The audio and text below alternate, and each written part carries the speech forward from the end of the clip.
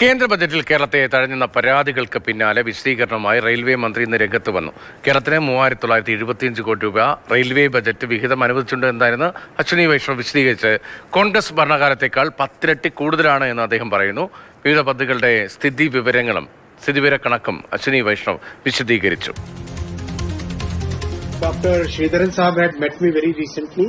We had discussed in good detail how should we take up the future of railways, and he has a very grand vision for entire country. So I really respect him because of the technical capabilities and the execution he has shown in Konkan Railway as well as Delhi Metro. I discussed in good detail with him. How can the Kerala expect their high-speed train? I always support the work which Dr. Sridharan is doing. Will Kerala get a high-speed train? Definitely all states, as we see, the first phase was Mumbai to Ahmedabad, second phase is 7 projects. So this is a big jump, and as we go forward in this direction, many more cities will be connected by high-speed. As we move towards Viksit Bharat, the railways is going to be a totally different railway. കേരളത്തിന്റെ railway വികസനത്തെ പറ്റി ചർച്ച ചെയ്തെന്നും ഈശ്വരനുമായി ചർച്ച നടത്തി എന്നതടക്കമുള്ള കാര്യങ്ങൾ അശ്വിനി വൈഷ്ണവ് വിശദീകരിക്കുന്നു. ബി ബാലഗോപാലുണ്ട്. ബാലു, ഇപ്പോൾ അതിവേഗ റെയിൽപാത അതുമായി മുന്നോട്ട് പോകുന്ന പൊന്നാനിയിലെ ഓഫീസ് തുടങ്ങിയിട്ടുമുണ്ട്. അത് കേന്ദ്രത്തിന്റെ അറിവോടുകൂടിയാണോ? എങ്ങനെയാണ് ആ പാത ഉദ്ദേശിച്ചത്? അക്കാര്യത്തിൽ റെയിൽവേ മന്ത്രിയുടെ വിശദീകരണമുണ്ടോ? അല്ല, സംസ്ഥാന മന്ത്രി പറയുന്നു ഞങ്ങൾ കേന്ദ്രമായി സംസാരിച്ച ശേഷമാണ് റാപ്പിഡ് റെയിൽ സിസ്റ്റവുമായി ബന്ധപ്പെട്ട കാര്യത്തിൽ മന്ത്രിസഭയുടെ അംഗീകാരം ഉണ്ടായതെന്ന്. ഇതിൽ എന്താണ് കേരളത്തിൽ എന്താണ് നടക്കാൻ പോകുന്നത് എന്ന കാര്യത്തിൽ അശ്വിനി വൈഷ്ണവിന് റെയിൽവേ മന്ത്രിക്ക് വ്യക്തതയുണ്ട്. അദ്ദേഹം അത് വ്യക്തമായി വിശദീകരിക്കുന്നുണ്ടോ? രതീഷ, ഇന്ന് ഈ അശ്വിനി വൈഷ്ണവിന്റെ വാർത്താ സമ്മേളനത്തിന് ശേഷവും ഇക്കാര്യത്തിൽ ഒരു വ്യക്തത ഉണ്ടായിട്ടില്ല എന്നതാണ് യാഥാർത്ഥ്യം.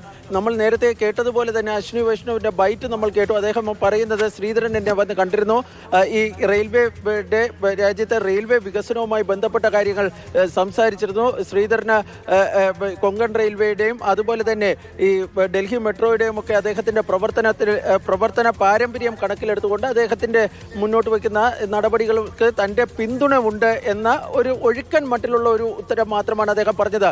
വളരെ പ്രധാനപ്പെട്ട 2-3 ചോദ്യങ്ങൾക്ക് ഈ വാർത്താ സമ്മേളനത്തിൽ അശ്വിനി വൈഷ്ണവ് മറുപടി നൽകിയിട്ടില്ല എന്നതാണ് പ്രധാനപ്പെട്ട കാര്യം. ഒന്ന്, കേരളത്തിലെ ഈ അതിവേഗ റെയിൽ പദ്ധതിയെ സംബന്ധിച്ച്, റെയിൽ കോറിഡോറിനെ സംബന്ധിച്ച് പഠിക്കുന്നതിന് ഈ ശ്രീധരനെ ചുമതലപ്പെടുത്തിയിട്ടുണ്ടോ, DMRCയെ ചുമതലപ്പെടുത്തിയിട്ടുണ്ടോ തുടങ്ങിയ ചോദ്യങ്ങളൊക്കെ വാർത്താ സമ്മേളനത്തിൽ ഒന്നിലധികം തവണ കേന്ദ്ര റെയിൽവേ മന്ത്രിയോട് ആവർത്തിച്ച് ചോദിക്കുന്നുണ്ടായിരുന്നു. പക്ഷേ അദ്ദേഹം മറ്റ് സംസ്ഥാനങ്ങളിലെ ചോദ്യങ്ങളിലേക്കൊക്കെ പോവുകയും പിന്നീട് അദ്ദേഹം ഏറ്റവും ഒടുവിലും മാധ്യമപ്രവർത്തകർ ഇക്കാര്യം ചോദിക്കാൻ വേണ്ടി ശ്രമിച്ചപ്പോൾ അദ്ദേഹം ഒഴിഞ്ഞു മാറുകയും ഒക്കെയാണ് ചെയ്തത്. കഴിഞ്ഞ ദിവസം നടത്തിയ വാർത്താ സമ്മേളനത്തിൽ ഈ കേരളത്തിലെ റെയിൽ വികസനത്തിന് ഈ റെയിൽ കോറിഡോറിനെ സംബന്ധിച്ചുള്ള ചോദ്യത്തിന് അദ്ദേഹം പറഞ്ഞത് മലയാളികൾ മറ്റ് സംസ്ഥാനങ്ങളിലേക്ക് പോകുമ്പോൾ അവിടെ ഇതിന്റെ സൗകര്യം അവർക്ക് ലഭിക്കും എന്നൊരു പരാമർശമായിരുന്നു നടത്തിയിരുന്നത്. ഫലത്തിൽ കേരളത്തിനെ സംബന്ധിച്ചിടത്തോളം ഒട്ടും ആശിക്കാവുന്ന ഒരു കാര്യവും ഈ റെയിൽ ബഡ്ജറ്റിൽ ഇല്ല എന്നതാണ് യാഥാർത്ഥ്യം.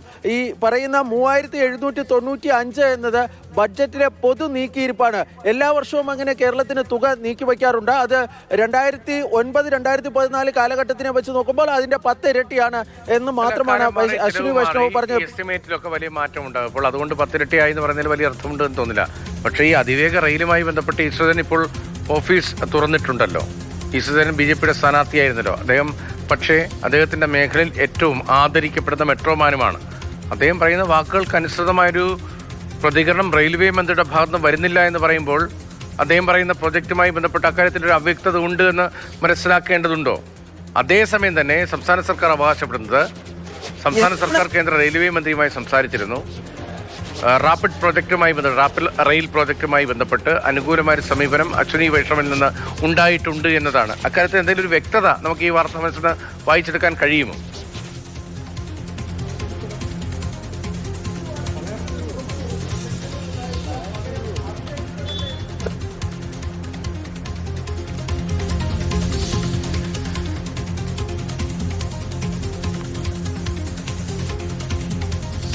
ബാലുവിന്റെ ശബ്ദം നമുക്ക് കേൾക്കാൻ കഴിയുന്നില്ല. എന്തൊരു ചെറിയ സാങ്കേതിക പ്രശ്നമുണ്ട്. കേന്ദ്ര ബജറ്റിൽ കേരളത്തെ തഴഞ്ഞു എന്ന പരാതികൾക്ക് പിന്നാലെ വിശദീകരണമായി റെയിൽവേ മന്ത്രി രംഗത്ത് വരികയാണ്. ഒഴുക്കൻ മറ്റുള്ള മറുപടിയാണ്. സംസ്ഥാനത്ത് ഏതെങ്കിലും ഒരു പ്രത്യേക പ്രൊജക്ട് അനുവദിച്ചോ? എന്തുകൊണ്ട് അനുവദിച്ചില്ല? ഈശ്വരന്റെ പ്രൊജക്ടിൽ എന്താണ് നിലപാട്, സംസ്ഥാന സർക്കാരിന്റെ പ്രൊജക്ടിൽ എന്താണ് നിലപാട് എന്ന കാര്യത്തിലൊന്നും മറുപടി ഉണ്ടാകാതെ പോവുകയാണ്. ബി ബാലഗോപാലാണ് വിവരങ്ങൾ നൽകിയത്.